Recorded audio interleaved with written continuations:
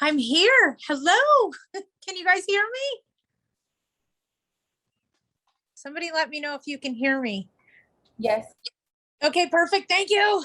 I'm like, I didn't know. My web guy set this up for me and I love him. He does so much to help me, but I'm never sure. Okay, this is it. It didn't look right. How's everybody doing today? Good, very good. I just finished a webinar with Agla. If you were over there, hi, thanks for joining us. If you weren't over there, what do we talk about? Horror stories in the industry and things of that nature. So I have one thing I want to make sure that I talk to you guys about, and I want to make sure that you're paying attention. So it looks like we have a few people on here. I'm going to say this, and then we can talk about whatever you guys want to talk about today. But in case no one's been paying attention, Senate Bill 91 has been extended. It was extended by a new bill called Assembly Bill 832 and takes us all the way for the protected period for the tenants to go all the way to September 30th of this year. In other words, we cannot go back to a 3-day notice regarding non-payment of rent or non-payment of utilities until October 1st. So it was July, it's been extended to October. October 1st is the first time we can use a 3-day notice. I just want to make sure everybody's clear, and I'm trying to keep everybody up to date. I'm getting a lot of phone calls from family members that are like, my landlord just sent me and I'm like, I can't help you. I can't help you. So remember that if you're dealing with something from the tenant side, I can't help you. You wouldn't want me helping your tenant, right? So if you got tenant issues, you guys, I can't help you. I have friends in the industry. I'm sorry if you're their landlord. I send them to fair housing. Call fair housing. Don't increase anybody's rent right now. It's too risky. All they have to do is say they were affected by the pandemic, and then they could sue you. So why take the risk? We've all been affected by the pandemic in one way or another. All of us, okay? All of us humans, not just residents, not just tenants, not just doctors, attorneys, presidents of the country have been affected. It's a very broad term that could be easily argued, okay? All right, now what do you guys got for me? Because I see there's quite a few of you on here today, and I just want to make sure I'm answering questions that you guys need answered. What could I tell you? Let's see. If you haven't applied for the government funds and your tenant owes you money, go apply. Go apply, please, I beg you. Because then after you apply, you can send a letter that you write to your tenant saying, I've applied for the government funds. You now have 20 days to apply. If they don't apply in 20 days, on day 21, you can start eviction. Cash for keys is definitely something that, hang on, April, I'm coming, because April, our money girl's on here, you guys. So if you have questions about money, right now is the time to start asking them, because she is our money guru. She chases the money. She applies for different programs. She knows how the programs work. She gets it. What is, don't raise the rent. But if we tried to raise the rent in September of 2019, the tenant ignored the notice, then COVID hit. He's paying at least 70% below market value. I understand, but you can't raise it during COVID. It's just not worth it. It's not, are you trying to say retaliation? If you raise rents during the pandemic and the tenant was affected by the pandemic, it's retaliatory. And you guys, all the law says is if they were affected. We've all been affected. We had to buy hand sanitizer. We got locked in our houses.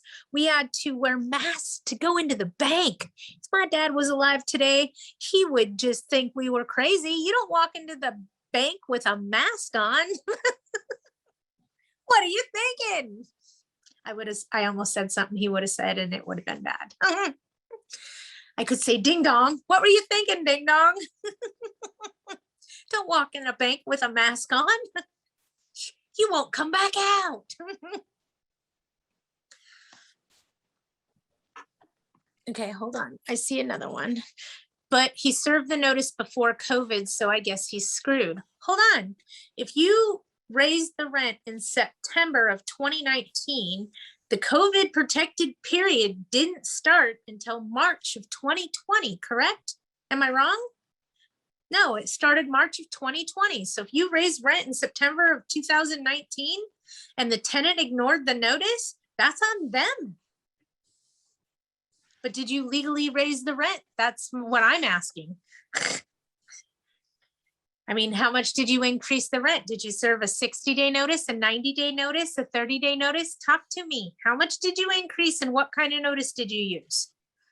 Your mother served a 60-day. So if she served a 60-day, she didn't raise the rent more than, there is no 60-day notice anymore. You couldn't have served a 60-day notice. Okay, the law changed. January 1st of 2019. The law changed January 1st of 2019. What it says is that any rent increase of 10% or less is a 30-day notice. We lost our 60-day notice. It's now a 90-day notice to do rent anywhere from 11 to 14%, and anything that's 15% or higher takes a 120-day notice. And that law changed January 1st of 2019. So we lost our 60-day notice to increase rent. It became a 90-day notice to increase rent, and anything that's 15% or higher requires us to give a 120-day notice. So based on what you just typed to me, the notice was invalid to begin with. If it was over between 11 and 14% of an increase, it would have had to be on a 90-day notice. And then if it was 15% or higher, it would have to be on a 120-day notice. Hang on, I see something. She raised it by way over 10%. AB 14, oh, you mean AB 1482, retroactively applied to April of 2019. Yep, AB 1482, but there's no 60-day notice anymore. That's what I'm trying to tell you. That law changed January 1st of 2019. If you wanted to raise 10% or less, it was a 30-day. 11 to 14% is a 90-day notice. There is no 60-day anymore. They removed it. And then it's a 120-day notice for 15% or more. And those laws changed January 1st, 2019. So if she tried to increase the rent over 10%, and she used a 60-day notice, the notice is invalid. It's required to be a 90-day notice if it's between 11 and 14%. And at 15% or higher, you need to serve a 120-day notice. Got it. Okay, we're all on the same page. Okay. Yeah, for everybody that's just joining us, we lost a 60-day notice for rent increase. That's gone. It's off the table. 10% or less is a 30-day. Then it's a 30-day notice. If you can only raise it 5% plus the CPI because of the statewide rent control initiative, then it's a 30-day notice. Anybody have anything they want to discuss today? Oh, hi, question following up on the AGLA webinar. Thank you for joining me on AGLA. How do you suggest communication with tenants regarding basic maintenance? For example, not via text or email. Thank you for picking up on that. For items like trash, junk, unregistered cars, I understand a notice would be necessary, correct? Absolutely. So it's a 3-day curable breach of covenant for a lease violation. So 3-day curable, also known as a cure or quit notice. Okay, tomato, tomato, potato, potato, okay. 3-day curable, cure, quit, all the same thing, okay? All the same thing. Remember, if we use the court recognized documents rather than our mouths or our emails, it's less likely for them to say we harassed them. And here's my opinion, not my advice. And this is me really talking to you guys. For a long time in the industry, we used a courtesy notice. And then I'll come back to questions. I see there's a bunch of them here. So just bear with me quickly. For a long time in the industry, we used a courtesy notice. Please, we're giving you this notice as a courtesy to let you know that you're currently in violation of your lease contract by doing this and this. And if you don't correct this and this, we're gonna have to go ahead and send you a 3-day curable breach of covenant. And if you don't correct this, you're gonna be evicted. So we're sending you this as a courtesy notice to let you know that if you don't fix it, we're gonna actually serve the notice. You just threatened them in writing that you were going to evict them if they didn't do what you said. But the document you served is not recognized by the court. It's a letter you wrote in writing. Is this clicking yet? Telling them, and hold on, I'm letting some people in. So you sent them a letter in writing telling them that if they don't fix something or change this behavior or clean up their trash, you're gonna evict them. Is that a threat? Stop sending them letters. Send them notices. You can't get in trouble for harassment if you're sending them a court-recognized document, a legal document, a 3-day curable breach of covenant, a 3-day quit notice, a pay renter quit, a violation notice. If you stay with the notices that are recognized by the court instead of using your mouth, you're less likely to get in trouble. Somebody needs to mute themselves, please. I don't know who it is. I'm not paying attention. I just can hear somebody. Regarding the tenant anti-harassment notice, if a tenant makes a maintenance repair request, I take action, fix what I can, but they're still not happy and request for more services. How can I do that? Or tell them that it's already taken care of and that's all I can do? How can I stay away from trouble?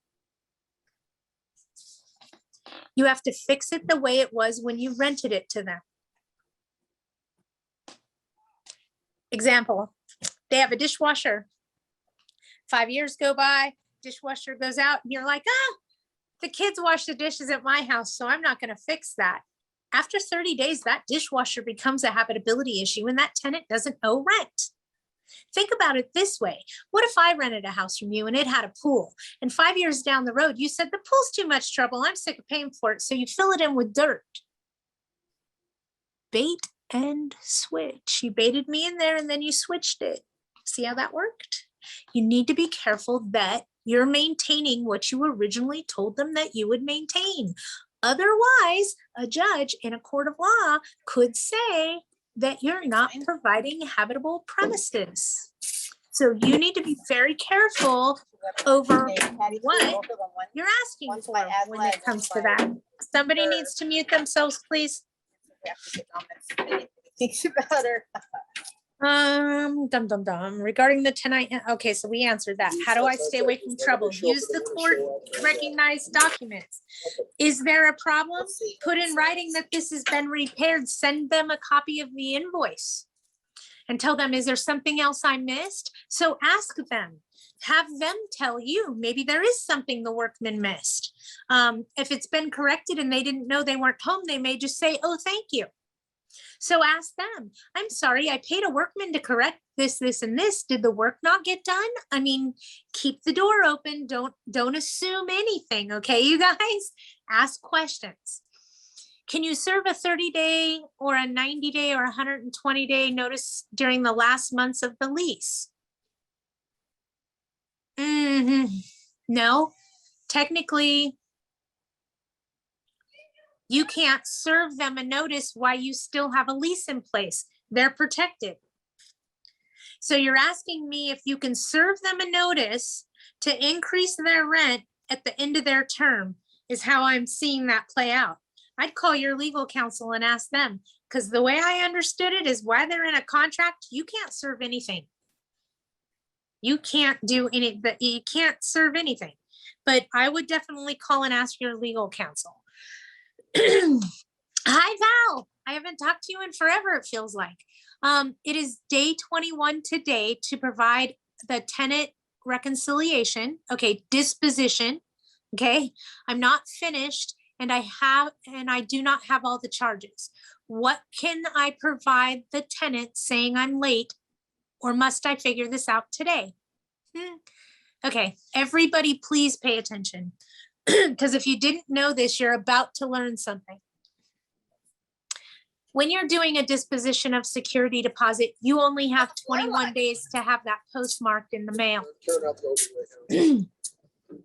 If in the event you don't have all of your invoices yet, you still need to have your disposition of security deposit postmarked within 21 days. So what you do is you write estimated at the top of it and you include the estimates. Hold on, I'm talking over somebody. Okay, thank you. You include the estimates. Oh, all right, I'm gonna hunt them down. Sorry, you guys. They don't need to. I think I found them. It's Margot and Yes, I Recently, just can. all the time? Margot, can you please mute yourself? He really is. Please. Smoked dope and drank in the parking spot. She would? Margot, can you please mute yourself? Thank you. Yeah, like, you know why? He doesn't know there's a camera there. Nobody knows I there's a camera can't there, see Frank. anything. You guys, I'm trying. There's nothing I can do. Margot, can you please mute yourself? Pretty please. Thank you. Please. Okay, you guys, I can't do anything. So what I'm saying is if it's day 21 and you need more time, you don't have more time. You can only write estimated and include all of your estimates with that. I always estimate high because you can always give Can more you, like, back. came and You be like, cannot maybe on top of take each other? more away. Okay, Okay. should we schedule for No, tomorrow? no. So, I'll get back there. God, I wish there was something I could do. Yeah, You he's- guys I- can't sound do like you nothing. sound I like feel you so bad. I'm sorry.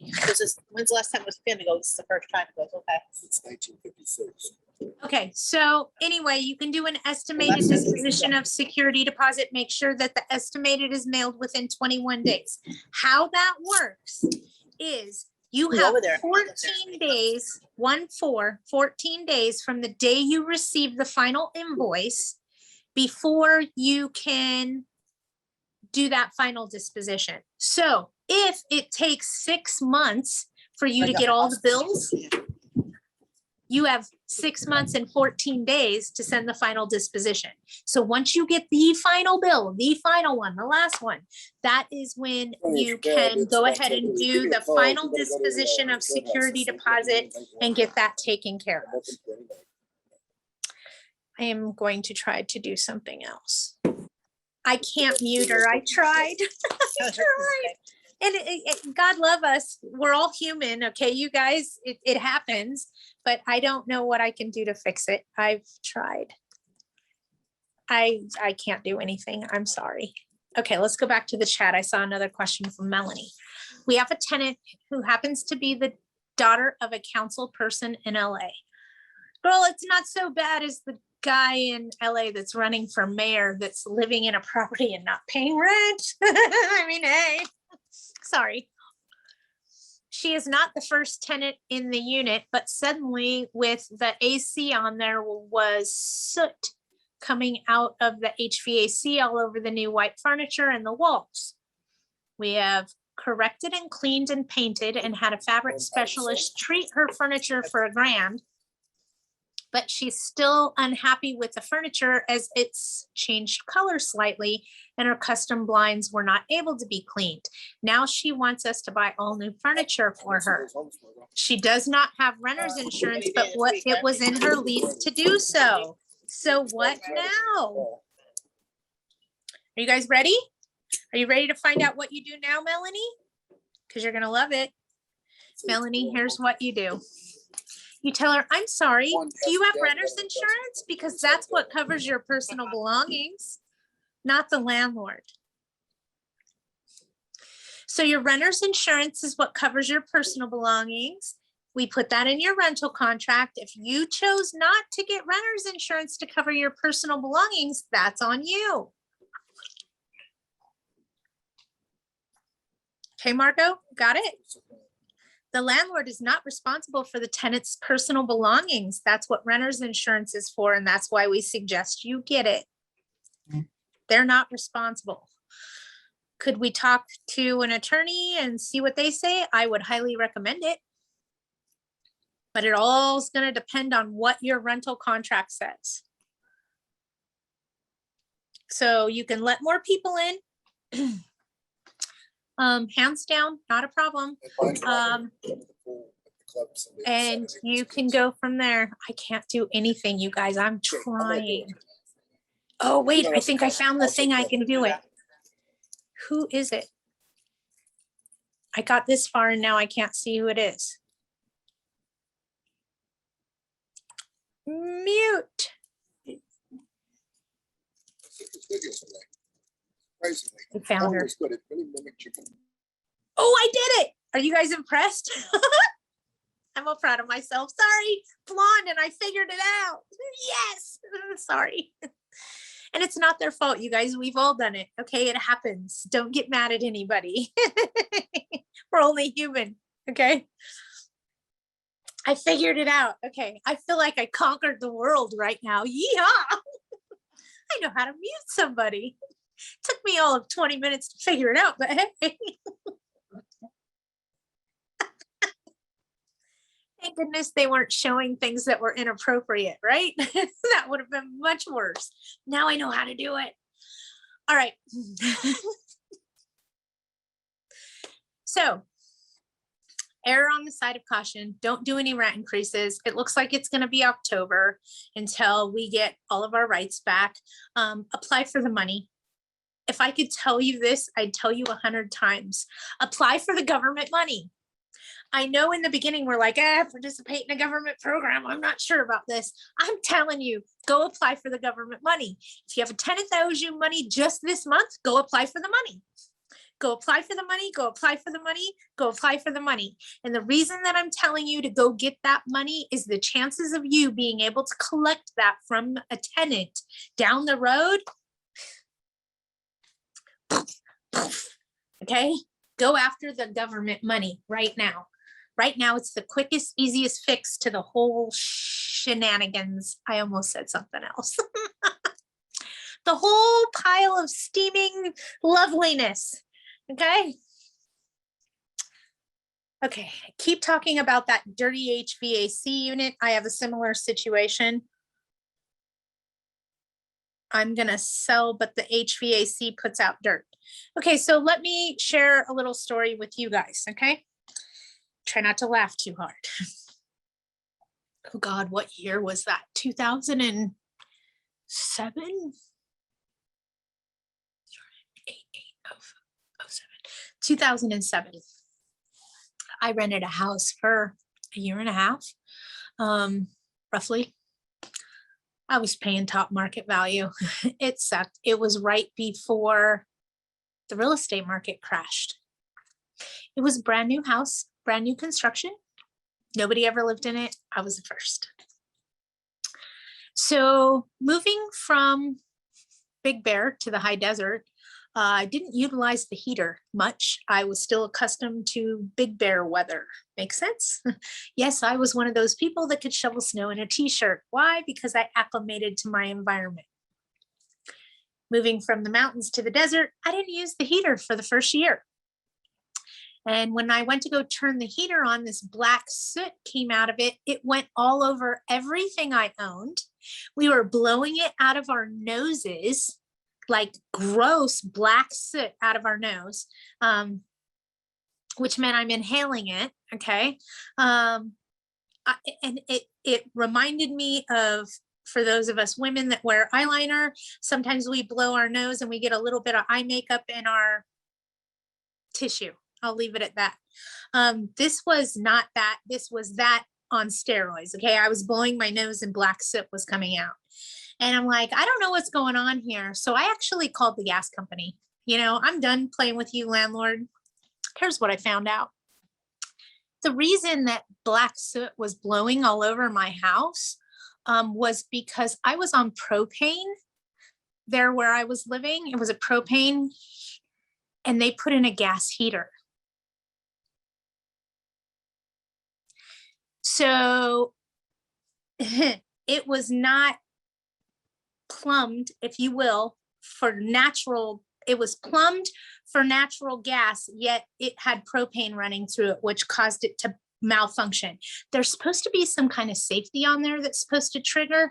It did do that, but before it did that, it blew all the black soot out over all my stuff.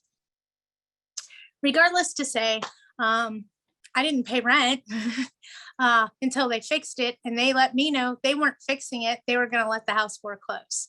So at the time, I worked for a major property management company, and I told my CEO, I'm going to be evicted soon because I'm going to go play with this guy. He's messing with me, and he's not providing me heat. It's blowing soot all over my house. They put the wrong heater in by the builder. I'm going to get this guy.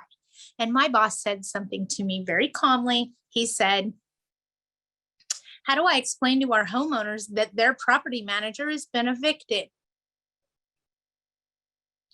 If you get evicted, you don't work here anymore. Ooh. So I called the landlord. I tried to explain to him what the law was. He let me know they're going to let the house foreclose anyway. So then I didn't want to pay rent, and I wanted to stay there and ride the system, you know, hey, but no, I moved out and did the right thing. And they kept my security deposit because I didn't pay my last month's rent. I shouldn't have paid the rent. I didn't owe the rent. But at the time, I was an employee for a major property management company, and I didn't want to risk my career as I was climbing up the corporate ladder due to some landlord's ignorance. So I didn't do anything. I just moved out. They kept my deposit. We went our separate ways. End of story. Call your legal counsel and ask them if you need to do something. Look at what your rental agreement says. Send me a copy of your rental agreement if you don't understand what it means in English, because they do write those in legal terms. I get it. I understand. It took me a long time to understand what that meant in simple English too. Send me that. Talk to me. Help me help you. I will let you know, yes, you can, or no, you can't, or you need to do something, you need to not do something. So with that being said, know that you need to know what your rental agreement says in regards to if the tenant's personal belongings are damaged. If you don't have anything along those lines, chances are you're going to have to pay them for damage. If we applied in March and the tenant has not applied yet, what notice do we send them to tell them they have 21 days to apply? First of all, Diana, they only have 20 days to apply, not 21. Okay, they only have 20, and contact your legal counsel and ask them, can you just send them a handwritten letter? What do you need to send them? So contact your legal counsel and ask them what you need to send them in writing. And you may have to reapply because your application could have been denied because it's went unfinished by the tenant not applying for such a long period of time. You may have to reapply. If we apply, oh, okay, Diana, you got that. Okay, good. Val, hold on. If I'm going to sell the home, but I understand that HVAC puts out dirt. If the HVAC puts out dirt, it has to do with the filtration system, or usually the air ducting system needs to be cleaned. So you can call a restoration company and they'll go out there and clean your ducting system, and then that won't happen anymore. That usually happens in highly, where it's putting out dirt. It happens in desert areas where I see that happen. I've seen it happen in Palm Springs.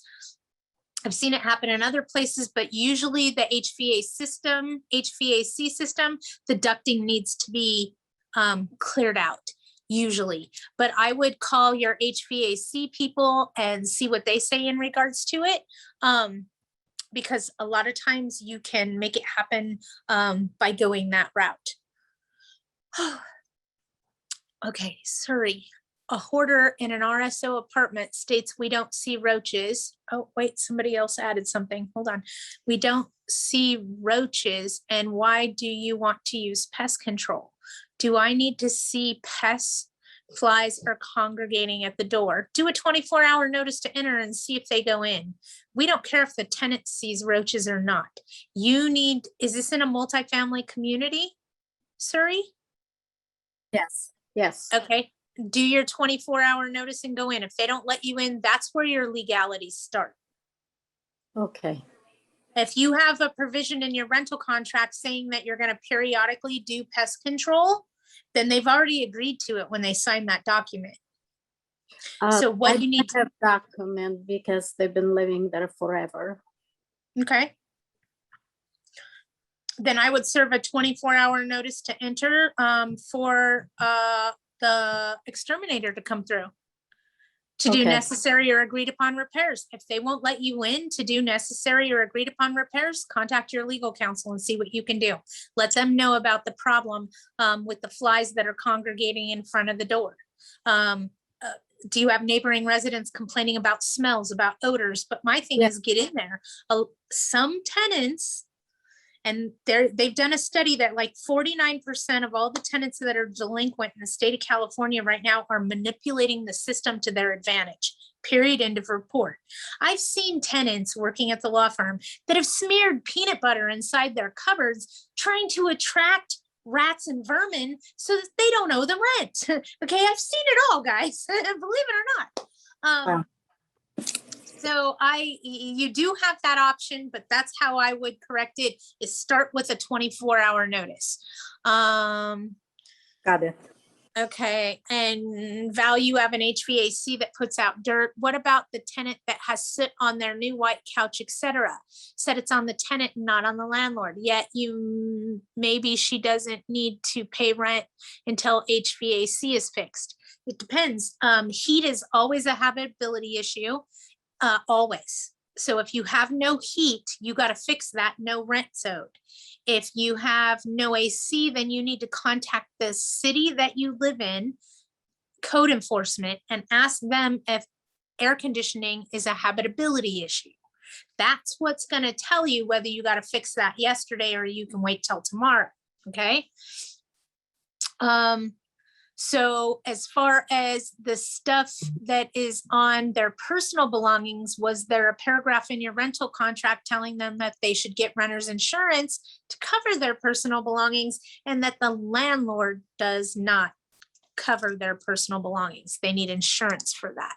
So as nicely as I could say this, Val, send me out a copy of your rental agreement and I'll be able to answer that question and tell you where you need to go. Okay. In other words, which route I would take if it were me. There we go. Yeah, if you properly disclosed about renter's insurance, her white couch is her problem, not your problem. Okay. And you said that maybe she doesn't need to pay rent until the HVAC is fixed. That is possibly the case because we don't know what the city's rule is. We need to call city code enforcement. So example, if you're in the city of Rancho Cucamonga, you would call code enforcement for the city and ask them if air conditioning is a requirement in their city or a habitability issue. They will know exactly what you're talking about and tell you yes or no.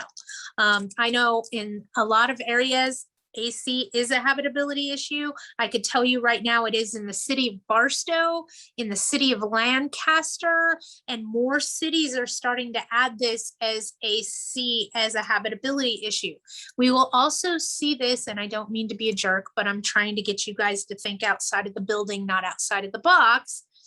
If in fact we continue with this global warming garbage, we're going to see air conditioning become mandatory across more areas. We're going to see it become a habitability issue across more areas. And let's face it, if the tenant is compromised, if they're older and they don't have air conditioning and they're miserable, yeah, they could go to the library, but we need to fix that for them. You know, some people can't help it if they have a medical condition that requires them to be kept at a temperature. And I'll be honest, my dad had COPD years ago. I lost my dad 10 years ago. My dad had COPD. from cigarette smoking. He stopped smoking for 15 years, was on oxygen for 10 years, but he needed to be kept at a 78-degree temperature. If he got warmer than that, he had trouble breathing. If he got colder than that, he had trouble breathing. So in order to save my own father, I had to keep him at a consistent temperature of 78 degrees where he was most comfortable because it put less stress on his respiratory system. So that's what I'm talking about when I'm talking about you having somebody that goes, oh, I'm elderly, I'm ill, and the AC's out. Fix that as quick as you can, you guys. And if you can't, encourage them to go to the mall, to the library, somewhere that has AC so that they're comfortable, even though they're not in their own house. And that's just me talking to you from a personal level. I remember calling the AC company and saying, I know it's a Sunday, but we don't have air conditioning and I'm going to have to take my dad to the mall and he can't be around people because he has a respiratory thing and he doesn't want to catch a cold. And they actually showed up at my house on a Sunday within an hour and fixed my unit immediately. I also worked for a company that ended up paying them over $100,000 a year. So I get that it was they were doing that for a reason, but the reality is I was extremely grateful that somebody was able to help my dad. So please keep that in mind when you're dealing with tenants, is they're humans too, okay? They have problems too. What about the tenant? Okay, we talked about the sit on their couch. Send me the contract, Val, and I'll look at that. We had an HVAC guy that didn't show up. The carpet was clean. The house was cleaned and painted. Now dirt after 3 new filters. Call a restoration company like PRC or something like that. Ask them how much they would charge to go clean out the ducting. And sometimes you'll find that tenants actually climbed up there and put something in the ducting unit. Just saying, okay? John Wilson. So I lost my case trying to move my kids into the house. He lost. Okay, you guys. He was trying to move his children into the house to get the tenants out, but he lost the case. Ouch. I hate it when people lose cases because I feel like I'm losing. Now I want to sell the home. I did receive 25% from the criminal in my house. I'm sorry. I'm sorry. I have applied for the additional 75%. Can I put a notice to enter to have my realtor take some pictures? Can I put a sign out front of the house that it's coming soon? Yes and yes. You can also give your tenant a 120-day notice that the house is being listed for sale. Okay, you can talk to your agent about that, about what they want to do. I'll say this all day long, you guys. Sell the house with the tenant in it. Then it's no longer a you problem, okay? You do have options to offer cash for keys also to get them to pay them to go away. But here's what I would do if I couldn't get a tenant out of my house, okay? I would do, this is what I would do. Okay, if I couldn't get them to do cash for keys, they wanted to stay, they paid the 25%, they're exercising their rights, and I want to sell my house, I'm going to list it for sale. And as soon as I have a buyer that wants to occupy the premise, I'm going to serve the tenant a 30-day notice to terminate the tenancy, that the house is in escrow and the buyer intends on occupying the premises. If you file a court case on that and the tenant doesn't get out, as soon as your escrow falls apart, so does your court case. You have no choice but to dismiss it because you no longer have an open escrow. Keep that in mind, okay? Cash for keys usually is a much, much better, quicker way to handle the situation because it gives you the property much faster than going through the legal process and keeps you out of litigation, which is expensive and costly. Is air conditioning a habitability issue in San Diego City? You need to call City of San Diego Code Enforcement and ask them. That one I do not know off the top of my head. I apologize. I do know Barstow, Lancaster, Palmdale. There's another one that starts with an A. Oh, which one did I call? Did that attorney have me call for them? I want to say that was Lancaster, because now it's Lancaster and Palmdale. One is City of LA, one is County of LA, one is County of San Bernardino. And then, yeah, you need to call the city and ask code enforcement if it's a habitability issue. That's who's going to tell you. Can a landlord serve a non-renewal of the lease 30 days before the lease ends? Yes. You can do a notice of non-renewal 30 days before the lease ends, as long as we're not in COVID.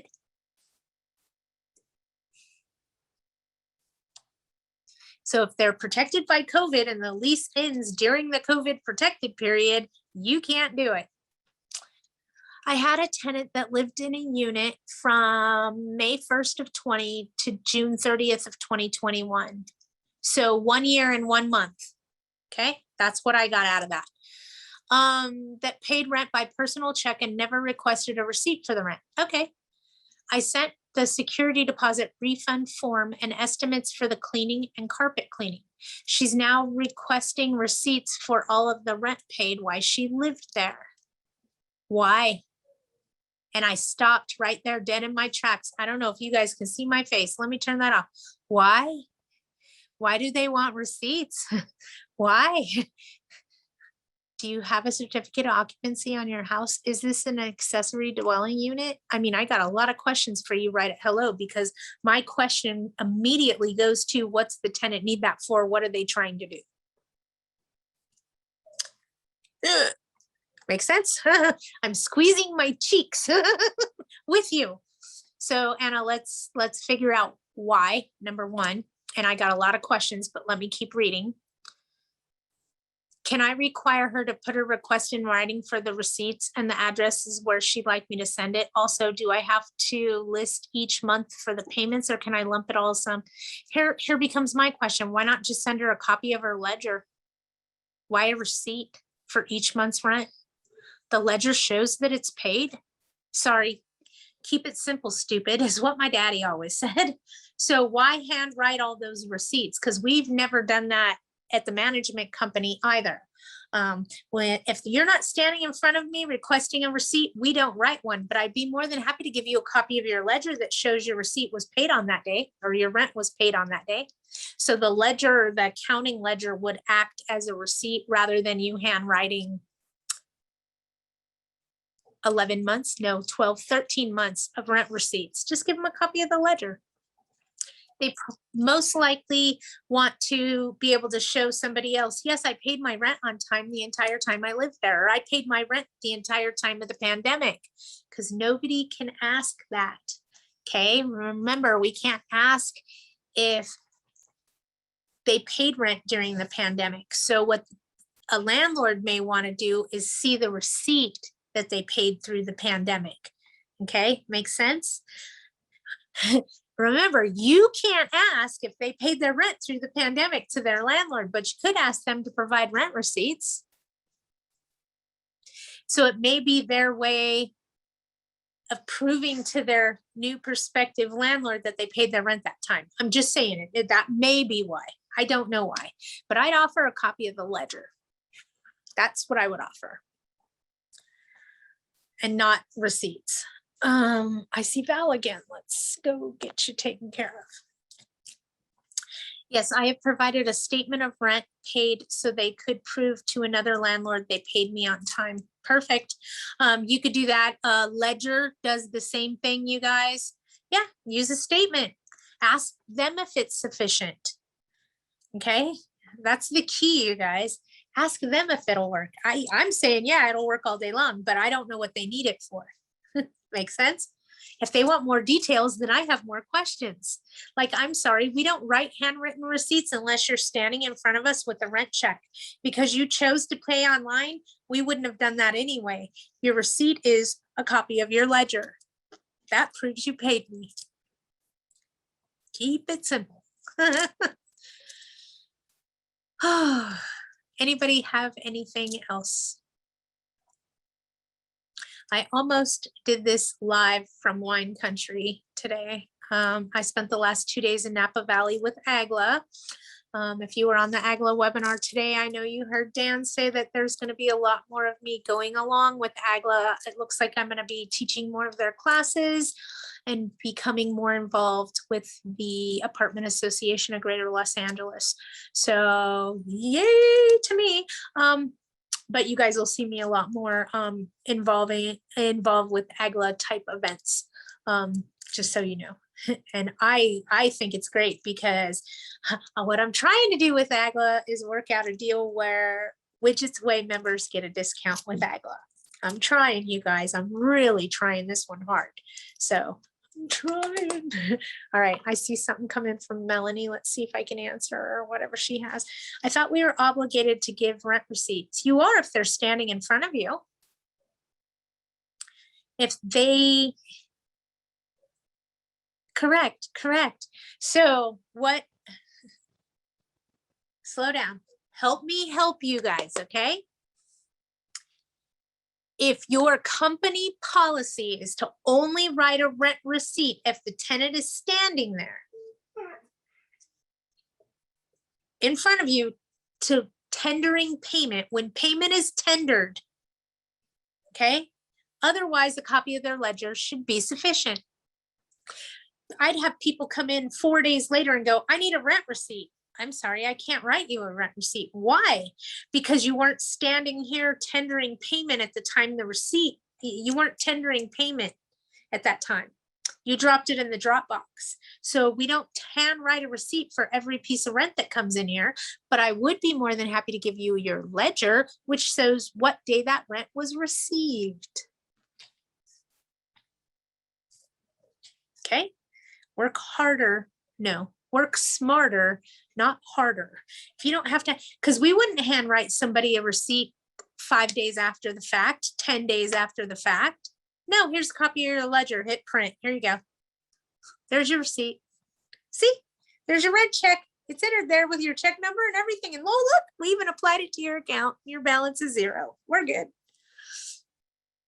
Okay, so I only write, my company policy is to only write a receipt while rent is being tendered. In other words, if you're standing there paying me, I will sit there and write you a receipt. Here you go. Everybody got that? People would say, oh, mail me my rent receipt. No, I'm not working harder for you. I'll mail you a copy of your ledger showing that it was paid. That's it. Okay, think about that, you guys. Think about a way to make that work. Okay. You mentioned something about new law and new date of October 1st and a 3-day notice, maybe. Okay, Jay, a canceled check could be considered a proper receipt. Exactly. And if the criminal doesn't let you into the home, I mean, your tenant, yeah, John, do a 24-hour notice to enter. You can only enter Monday through Friday from 8 to 5. I'm sorry, 8 to 6. Anything after that is considered not business hours. So it's hard to get in on a weekend. But if it's during business hours, Monday through Friday, and you've served the 24-hour notice and they won't let you in, then I'd contact your legal counsel to start eviction. I'd also apply for the government money because they still owe you 75%. Apply for the government money. If they don't apply in 20 days, you can evict them for failure to comply with the government program. That's what I would do, John. Just saying. No, I'm sorry, I misspoke.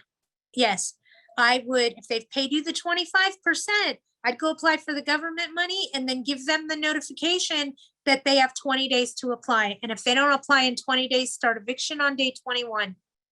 Because done with these people. And it depends on what city you're in. The County of Los Angeles made 24-hour notices to enter unenforceable, but I definitely check with your legal counsel. Thank God you're an OC, John. I call City of LA the Devil's Cauldron, just for those of you that have heard me say it, I'm sorry, but that's what I mean when I say they're in the Devil's Cauldron. You're basically in the place that's most heavily litigated, where Basta goes and knocks door to door every day to see if they can help tenants deceive their landlord in some way or another. I mean, let's face it, that's what they do. Anybody have anything else for me? I saw more questions, so just bear with me. Hang tight. Orange County, very hard to get a hold of Mike Earl. Honestly, it's really hard to get a hold of any attorney right now. Could you get a hold of their support staff? Most likely, but very hard to get a hold of an attorney right now. They're all busy. Can I require her to put my request in writing? Oh, wait. Somebody else typed in, it all got messed up. Can I require her to put a request in writing for the ledger and mail it to her where she wants it to be mailed to? It's a copy of her ledger. It's her payment history. So I don't think that you'd need that in writing. I just mail her a copy of the ledger. Because she's going to tell you she wants handwritten receipts. So if you ask her to put it in writing, she's going to tell you how she wants it. Don't ask her to put it in writing. Send her a copy of her ledger stating that, I'm sorry, we didn't tender receipts. We didn't write receipts upon tender because you paid electronically, or you paid this way, or you paid that way. And that's why we don't have receipts, but I've included a copy of your ledger to help assist you. Okay, so that's another way to handle that. I'm sorry, you guys, all these messages are showing up on my phone all of a sudden. It's people text messaging me, which is fine. Like, hey, do you want to go to lunch? And I'm thinking, yeah, I'm getting angry. I want to eat. I just, again, Anna, don't have her put the request in writing, because if she puts a request in writing that she wants all her handwritten receipts, you may be obligated to do that. If you just mail her a copy of her ledger and say to her, here's a copy of your payment history, that may be all she needs. So bait her to give her something that'll work. Okay, does that make sense? So there are more tenant voters than landlord voters. How do we get power over our properties back, especially in California? Okay, Geraldo. Here's what you need to know. We're 78% tenant occupied in the state of California. 78%. We as landlords are the minority and they are the majority. Getting power back, and hear me out, you guys, we're getting power back and you don't even see it. Okay?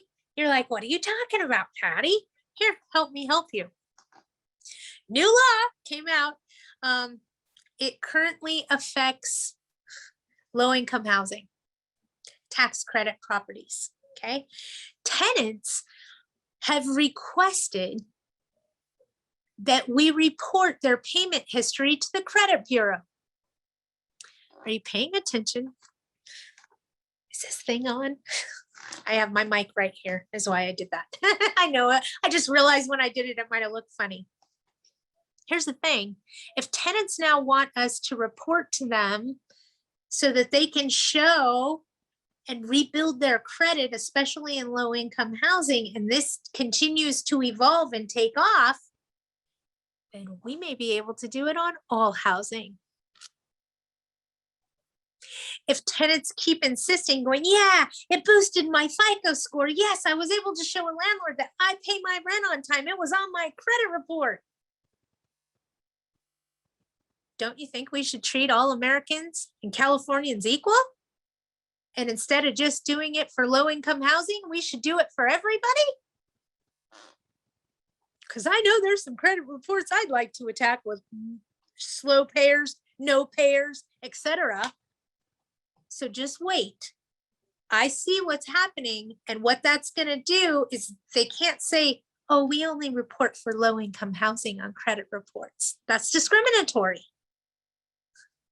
So right now, that's the way it's sitting, is right now, low-income housing tax credits can ask their landlord to report their payment history to the credit reporting bureaus, and you can charge your tenants $10 a month to do that.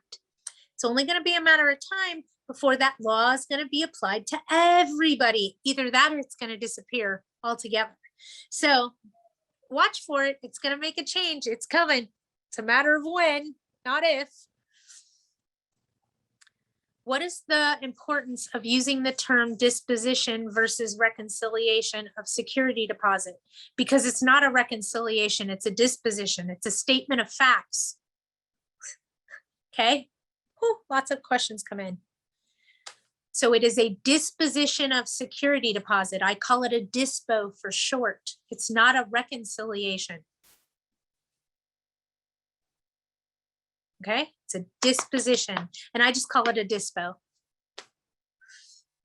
A security deposit dispo, or just dispo for short, but it's a disposition, not a deposition. It's a disposition, okay? And it's not a reconciliation, because it's really not.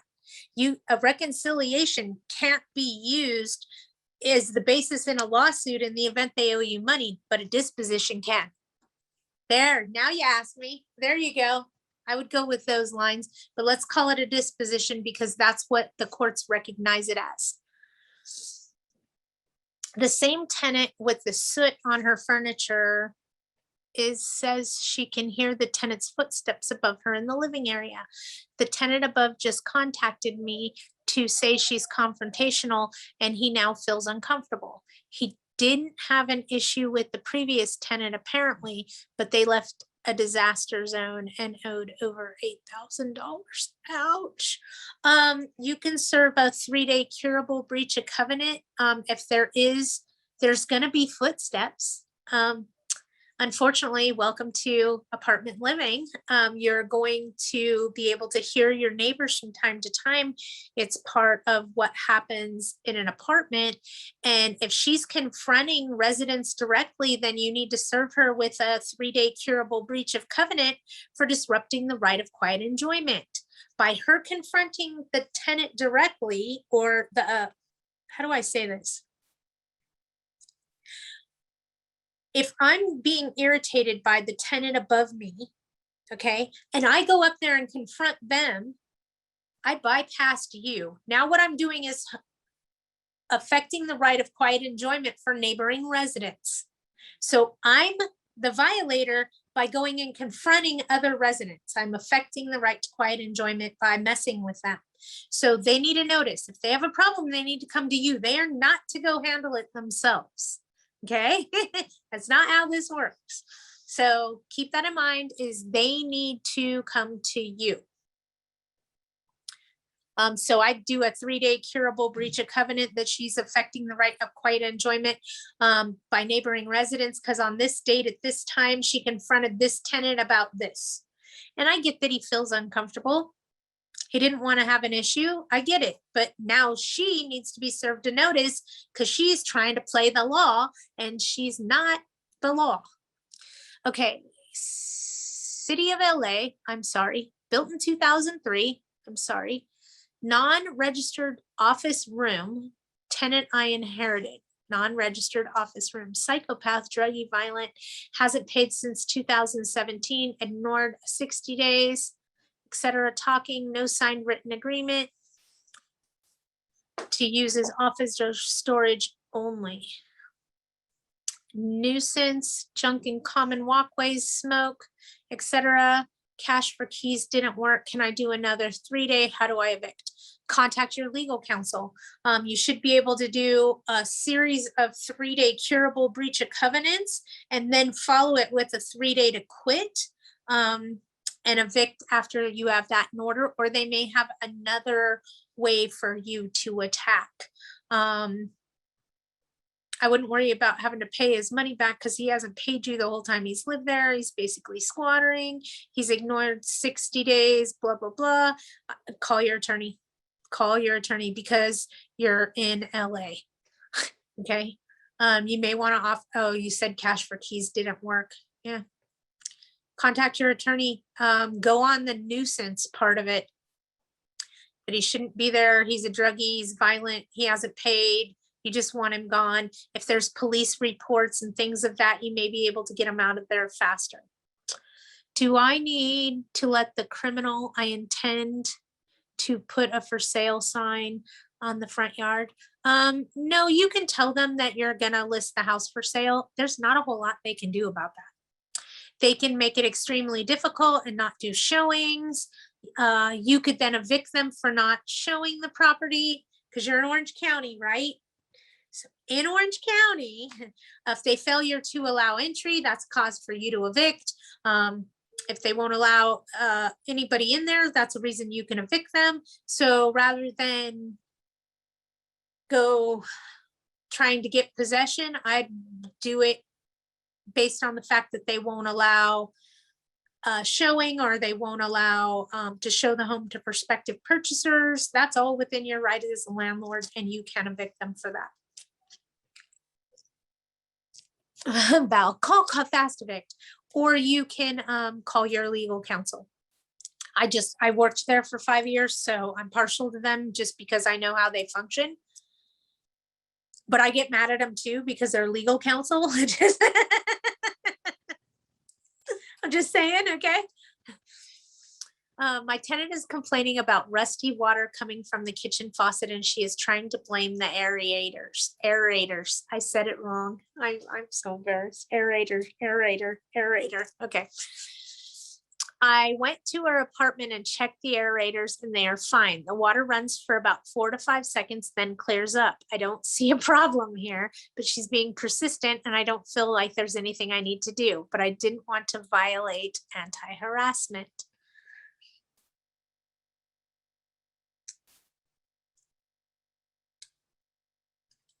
Call the city and have them come out and test the water. They're the ones providing it to you. The water company is providing it to you. And here's me talking to you, Anna, and don't panic on me. But no, don't turn her off, okay? If you're still getting dirty, rusty water, you may have to do some retrofitting for your plumbing. You may have pipes in there, somewhere in there that are rusting and causing a problem. Did you hear me? Does that make sense? I'd call a plumber or call the city or whoever does your water and have them come out and test the water. Stop looking at the aerators and try to figure out what the problem is. This water should not be coming out rusty. Yes, thank you, Val. Galvanized pipes. I was going to say stainless steel, but I knew that wasn't what I was looking for. Yep. And if they're old and they're galvanized, you may have to replumb the entire property to get rid of that problem. It's a habitability issue. Okay, they can't have gross water. Here's one I have for you guys, okay? And I don't know if you've recently rewatched this on Netflix, but it's about that hotel in downtown LA, and people went missing out of it. It was $13 a night to get a place there. Yes, you saw this. You know what I'm talking about.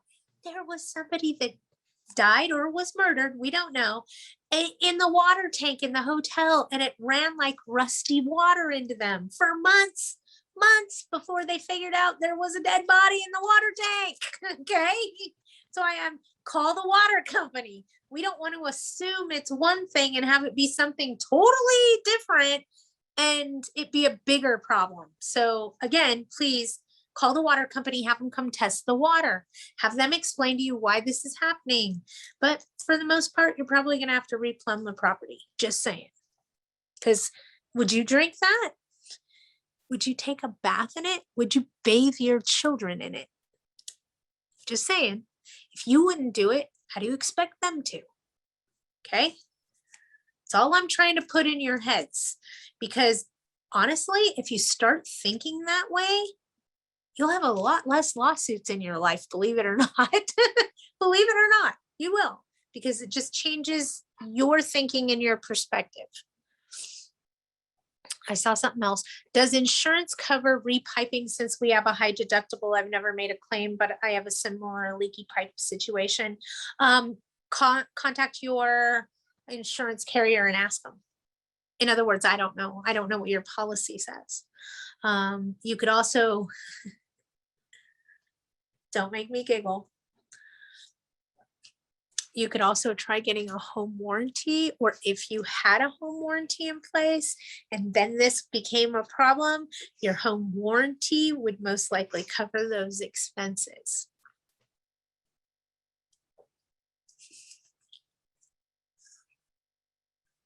Hope you were paying attention there. And if you weren't, watch the replay. It might make sense. Anybody have anything else? Or I'm going to get off of here and leave you guys alone. Oh, wait, I see there's something else coming in. I got you, Teresa. I'll come back to it. Just to let you guys know, next week I should be in the Sierras for our Wednesdays with Widget. So I am anticipating giving you guys a great view. Okay. I'm thinking of going down to Bishop Creek. Hopefully it's not too hot, and giving you the background of the whole Sierra Nevada mountain range in the background. And I might be fishing while we're talking. Just saying. Maybe. Maybe not. Okay, in addition to my previous question on a 2003 building, what do I tell an LA City inspector, housing community investment department skep who is coming in to expect one good registered tenant unit of the duplex, but sees common areas and walkways full of junk, feral cats, druggies, etc.? Tell the inspector that you're doing your best to try to clear up the problem, but COVID has your hands tied.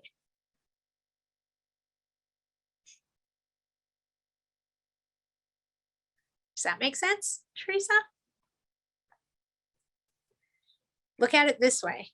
You can't evict for unauthorized occupants right now in LA because of COVID. Okay. They can move 15 people into a unit and there isn't anything we can do about it because of COVID. So all I'm trying to nicely and politely say to you is we'd be more than happy to handle this, but because of COVID, our hands have been tied as landlords. We can't force them to clean up their messes. We can't force them to only have the occupants they're supposed to. We can't force them to pay the rent. We can't do shit.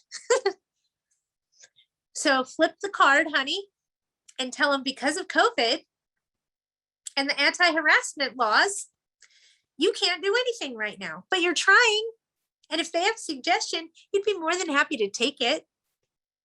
Maybe they would have code enforcement come over and write you up for all the trash and debris that's going on, because then you can use that code enforcement letter to evict your tenant because they're not complying with the city, who sits up higher on the totem pole than we do. Ding. Have them come. Tell them your frustrations because of COVID. You can't do a lot of things and that you need help, that your building looks like crap, or whatever you want to point out to them that this is a problem. See if they will use their connections to help you by contacting code enforcement. I know it's kind of like calling the cops on yourself, but at the end of the day, it actually works. Okay. It's scary, but it works. That's what I do. I definitely go see if, hey, maybe your buddies over in code enforcement come out and issue me some violations so I could do something about this. Here's a concept. It makes sense, right? And if it works, that's even better. All right, anybody have anything else? Otherwise, I'm going to call this a day. I will see you Wednesday from the Sierras. Don't really have anything forecasting in the updates right now. All I could tell you is if you're owed money, apply for the government funds. If you know somebody that's complaining that they're owed money, tell them to apply for the government funds. Fill up your buckets while the grunion are running, because they're not going to be there forever. Apply yesterday. Don't wait till tomorrow. Okay. When the money's gone, the money's gone. Whether or not they'll redistribute through the HDI CLA area, I don't know. I'd like to think they would, but it's the government. Who knows? They do weird things sometimes. But apply for the money. I can't tell you guys enough. Apply for the money. That is the one thing I see that makes sense out of this whole pandemic, to us anyway. Everything else is against us. This is one thing that's for us. And for those of you that are like, okay, you talked to me in the beginning that if I take the money, there's going to be a protected period. I'm going to tell you right now, it's 6 months.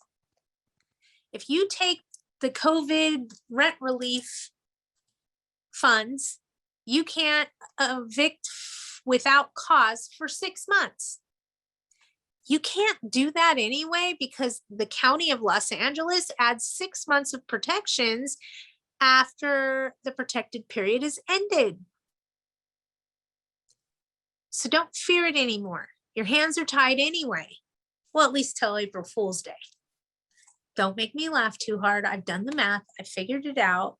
For those of us in LA County, the first time that we can serve a notice to terminate tenancy or increase rents and it not be considered retaliatory is most likely going to be April Fool's Day of next year. April Fools, I'm raising your rent, April Fools. No, really, I am.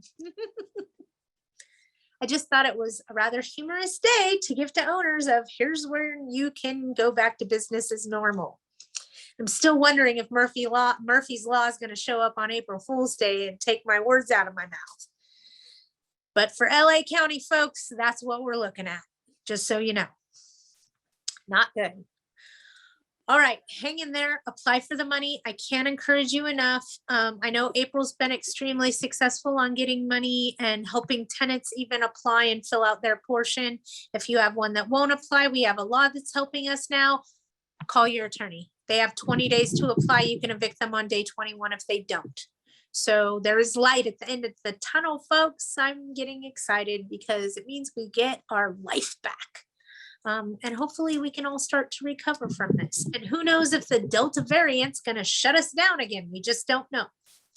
All right, you guys, until next week, have a great weekend. And if you need me, hunt me down. I'm expecting to see some contracts from some of you so that I can answer those questions. Please email them to me, widget@widgetsway.com.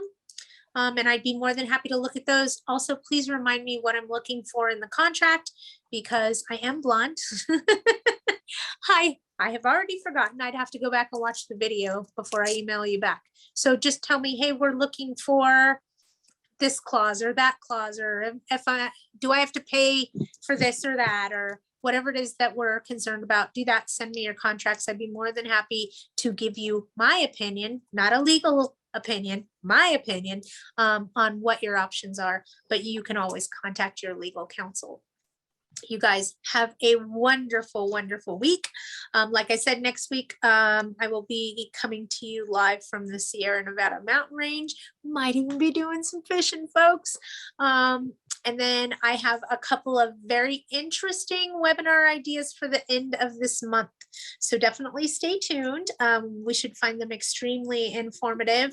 I know next month we're doing the class for AGLA on how to prepare yourself for court. And that is also going to be very informative to you as well, I'm sure. So follow those lines. Yes, I like to fish, but I don't eat the fish. So I'll catch all the fish and then I'll mail them to you because I don't eat fish, but I love catching them. I know it sounds ridiculous and I give them away to people that eat fish. Okay. I don't just take and not utilize. If I can put them back, I put them back. If I can't, my sister eats fish. My brother eats fish. I have a kid that eats fish. I just don't. Fish oil and me don't get along. All right, you guys have a wonderful, wonderful week. And if you need me, you know how to find me. And we'll go from there. Okay. Bye, guys. Have a good one.